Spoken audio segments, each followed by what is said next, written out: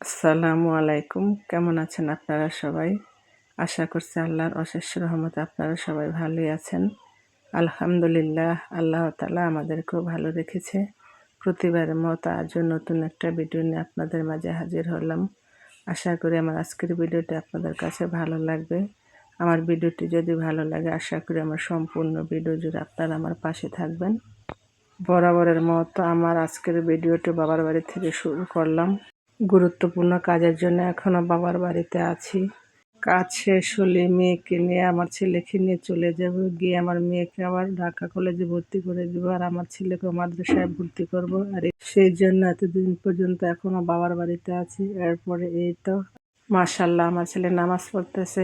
মাঝে মধ্যে এরকম করে, আমি নামাজ পড়লে আমার সাথে নামাজ পড়ে, আর আমি যেটা করতে চাই আমার ছেলেও আমার সাথে সেটা করতে চায়। আর বাচ্চারা হলো এখন কাদামাটি, বাবা মা বাসার ভিতরে যেরকম করে বাচ্চারা ঠিক সেটাই শিখে। তাই আমাদের প্রত্যেকের উচিত বাচ্চাদের সামনে বাবা মা সবাই ভালো আচরণ করা, কারণ তার বাবা মারা যেটা করে সেটাই ফলো করে। বাবা মার কাছ থেকে বাচ্চারা সব কিছু শিখে। যাই হোক, এটা হলো শুক্রবারে বিকালবেলার ভিডিও। আমার ছেলেকে মাদ্রাসায় গিয়েছিলাম দেখার জন্য, আর মাদ্রাসায় দেখতে গিয়ে আমার ছেলে বলতেছে, আম্মু আমি বার্গার খাবো। এই তো এখন আমার ছেলেকে বার্গার খাওয়ার জন্য দোকানে নিয়ে এসেছি। আর এখনকার বাচ্চা কাচ্চারা সব ফাস্টফুডের খাবার খুবই পছন্দ করে। এ সমস্ত খাবার এখনকার বাচ্চারা প্রতিদিনই খেতে চায়, আর এই সমস্ত খাবার প্রতিদিন খেতে দিলে তারা মাশাআল্লাহ প্রতিদিন খেতে পারবে। আর আমার কাছে এই সমস্ত খাবার একদমই ভালো লাগে না, মাঝে মধ্যে একটু খাই। আর বাচ্চারা খেতে চাইলে তাদেরকে মাঝে মধ্যে দেই, প্রতিদিন দেই না। মাদ্রাসায় গেলে যদি খেতে চায় তারপরে দেই, আর কি। ভিডিওর শুরুতে আপনাদেরকে সেই পুরনো কথাটা আবার স্মরণ করে দেই। যারা আমার ভিডিওটি দেখছেন, প্লিজ আমার ভিডিওতে একটা লাইক দিয়ে ভিডিওটি কন্টিনিউ করুন, কারণ আপনাদের একটা লাইক ভিডিওটার অসংখ্য মানুষের কাছে পৌঁছে দেবে। আর আমার কথার মধ্যে কোনো ভুল ত্রুটি হলে আমাকে ক্ষমা করে দিবেন। আর আমার ভিডিওর কোনো অংশ যদি ভালো লেগে থাকে, প্লিজ আমার চ্যানেলটি সাবস্ক্রাইব করে আমার পাশে থাকবেন। সাথে থাকা বেল বাটনটি ক্লিক করে অল অপশনটি সিলেক্ট করে রাখবেন। যখন কোনো নতুন ভিডিও আপলোড করব, সাথে সাথে নোটিফিকেশন পেয়ে যাবেন। তখন সময় সুযোগ করে আমার ভিডিওটি দেখে নিতে পারবেন। আর যারা অলরেডি কাজটি করে নিয়েছেন সবাইকে অসংখ্য ধন্যবাদ। আমার আজকের ভিডিওটি 2-3 দিনের ভিডিও ক্লিপ নিয়ে তৈরি করে নিয়েছি। যেহেতু বাবার বাড়িতে আছি, সেরকমভাবে ভিডিও করে না, 2-3 দিনে একটু একটু মিলিয়ে ভিডিওটা জোড়াতালি দিয়ে তৈরি করে নিই। এরপরে এই তো দুপুরে রান্না বান্না করতেছি 2 বোন মিলে। আর এই তো আজকে টমেটো আলু সিম দিয়ে মাছ দিয়ে রান্না করবো, তাই আগে মাছগুলোকে ভেজে নিয়েছি। এখন মশলা কষিয়ে নিচ্ছি। মশলা কষিয়ার পরে তরকারিগুলোকে দিয়ে কষিয়ে রান্না করে নেব।